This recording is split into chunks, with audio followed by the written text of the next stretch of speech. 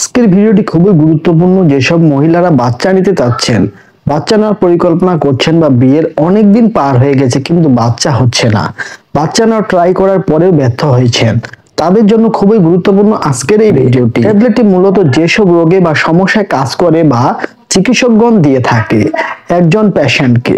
চলুন তাহলে শুরু করা যাক।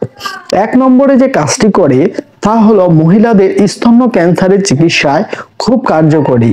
ও 2 নম্বরে যে কাজটি করে তা হলো যেসব মহিলার বাচ্চা হচ্ছে না বা বিয়ের অনেক দিন হলো নিয়মিত মিলন করার পরে বাচ্চা হচ্ছে না, তাদের বা সেসব মহিলাদের দেওয়া হয়। 3 নম্বরে যে কাজটি করে তা হলো যেসব মহিলার ব্রেস্ট ক্যান্সার আছে তাদের দেওয়া হয় এবং এটি মহিলাদের ইস্ট্রোজেন নামক হরমোনের বাড়িয়ে দেয়, যা বাচ্চা কনসেপ্ট হতে খুবই কাজ করে। 4 নম্বরে যে কাজটি করে তা হলো যেসব মহিলা বন্ধ্যাত্বের সমস্যা আছে তাদের জন্য খুবই কার্যকরী। 5 নম্বরে যে কাজটি করে তা হলো এই ল্যারোজল ট্যাবলেটটি মহিলাদের ডিম্বস্ফোটন করতে খুব ভালো কাজ করে।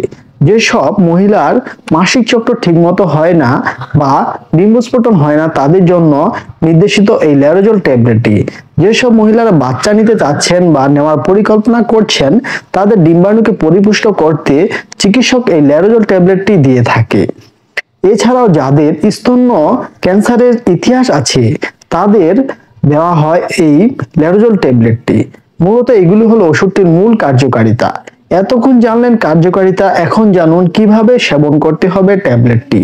ট্যাবলেটটি সেবনের প্রাথমিক ডোজ হলো মাসিকের 3য় দিন থেকে শুরু করে 7তম দিন পর্যন্ত একটি করে একবার বা সকালে একটি এবং রাতে একটি দেওয়া হয়ে থাকে, বা কারো কারো ক্ষেত্রে একসাথে 2টি ট্যাবলেট একসাথে মাসিকের 3য় দিন থেকে 7তম দিন বা মোট 5 দিন দেওয়া হয়, বা রোগীর অবস্থা বিবেচনা করে চিকিৎসক এই ডোজ কম বেশি করে থাকে।